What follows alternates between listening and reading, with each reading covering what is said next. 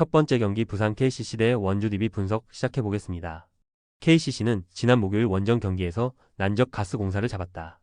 SK전에서는 풀타임을 소화한 리온 윌리엄스의 활약이 좋았는데 가스공사 상대로는 풀타임을 뛴 디온테 버튼이 46점, 12바운드 4스틸 등 믿기 어려운 활약을 했다. 최준용이 야투, 난조 속의 6점에 그쳤지만 리바운드 11개를 잡아냈고 허웅이 3점슛 4개 포함 22점으로 최근의 부진을 털어냈다. DB는 지난 목요일 모비스 원정을 패했다. 1쿼터 득점이 잘 나오며 리드를 잡았는데 2쿼터 상대의 질주를 저지하지 못했고 경기 막판 클러치 마무리가 아쉬웠다. 알바노가 풀타임 가깝게 소화하며 25.6어시스트 4스틸로 맹활약했고 오누아쿠와 카터가 39점을 합작했는데 국내 선수들의 득점 지원이 적었다. 김종규의 결장 속에 30분 이상 나선 서민수가 3점 5개 시도를 모두 실패하기도 했다. KCC의 승리를 본다.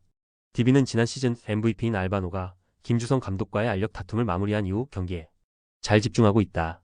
그러나 김종규의 공백이 있고 강상재가 부진한 국내 선수단의 득점 기복이 크다.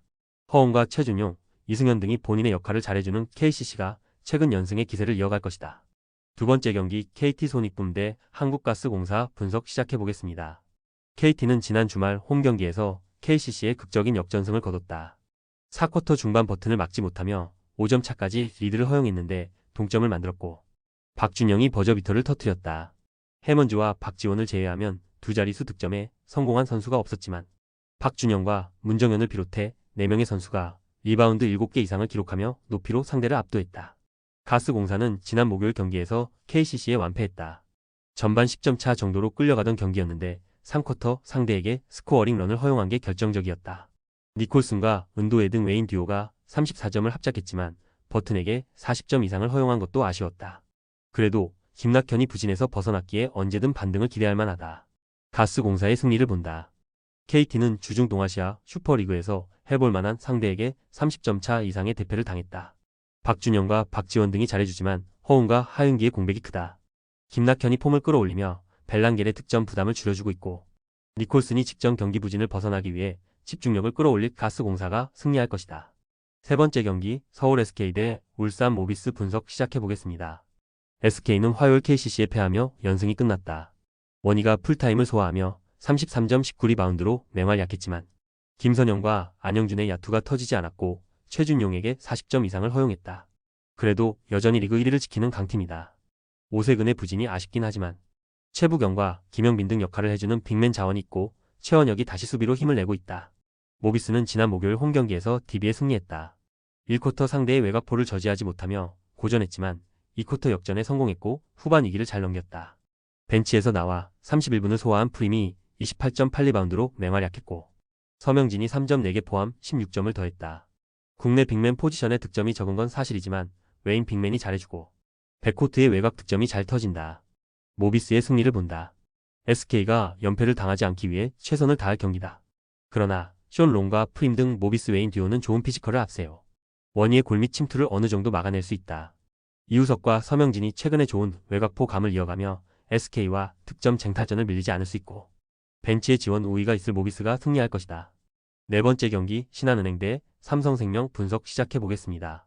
신한은 지난 월요일 홈경기에서 리그 선두인 썸을 경기 내내 압박하며 대열을 잡는 듯 했다.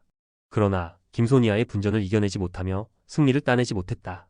최희샘에 이어 김진영도 빠진 상황에서 두 경기 연속 더블더블에 성공한 루키 홍유순이 13점 13리바운드로 잘해줬지만 마무리가 아쉬웠다. 그래도 홍유순과 리카로 구성된 빅맨진이 서서히 위력을 보여주고 있다. 삼성생명은 지난 목요일 홈경기에서 리그 선두인 썸을 다시 완파했다. 전반 이미 10점 차 이상의 리드를 잡았고 후반에도 큰 위기에 빠지지 않았다.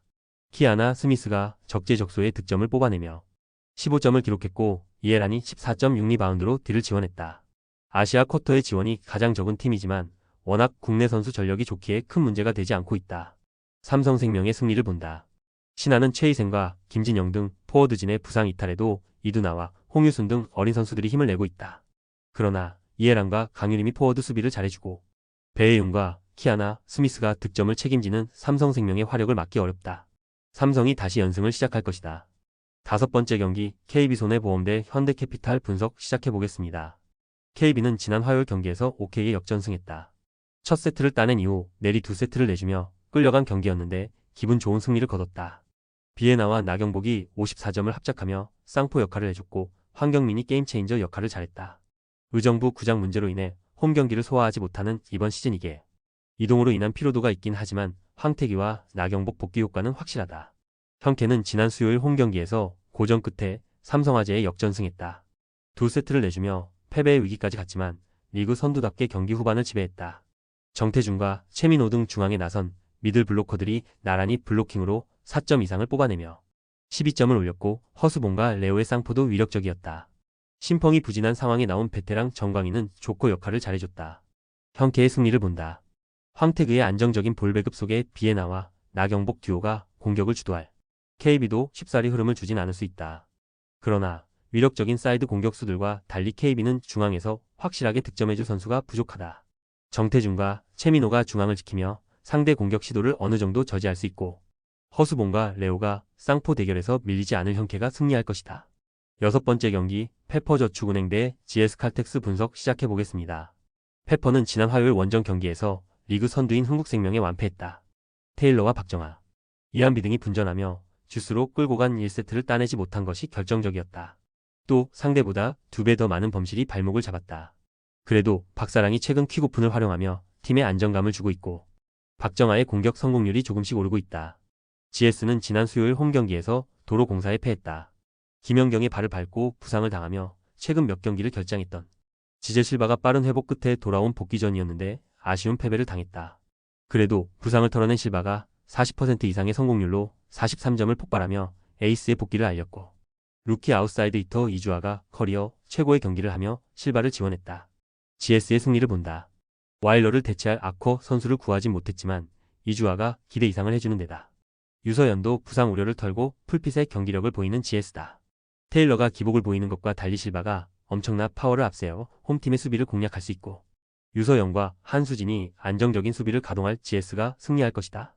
조합은 아래 고정 댓글 링크로 편하게 말 걸어주시면 조건 없으며 스포츠를 좋아하시는 분들이라면 모두 환영합니다. 스포츠 당첨 어렵지만 그건 어떻게 하냐의 차이입니다. 두 눈으로 어떤 차이인지 직접 확인하시고 우리 모두 같이 승리합시다.